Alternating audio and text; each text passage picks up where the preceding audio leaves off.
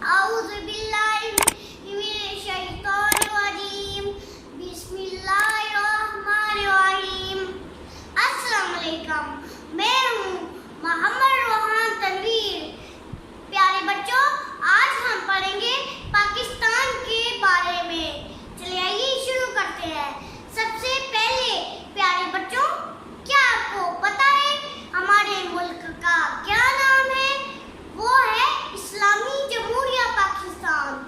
प्यारे बच्चों, क्या आपको पता है पाकिस्तान के बानी कौन है? वो है कायद-ए-आज़म। प्यारे बच्चों, क्या आप जानते हैं हमारे कौमी शायर कौन है? वो है इल्लामा इकबाल। क्या आपको पता है पाकिस्तान का नाम किसने रखा? चौधरी रहमत अली ने। प्यारे बच्चों, लफ्ज पाकिस्तान, पाकिस्तान के अंदर कौन कौन लफ्ज मिले जिसे पाकिस्तान बना? चलिए आइए शुरू करते हैं। पंजाब से लिया पा, कश्मीर से लिया काफ, सरहद से लिया सीन, बलोचिस्तान से लिया तान, ये पूरा मिलकर बना पाकिस्तान। प्यारे बच्चों, पाकिस्तान के 4 सूबे हैं।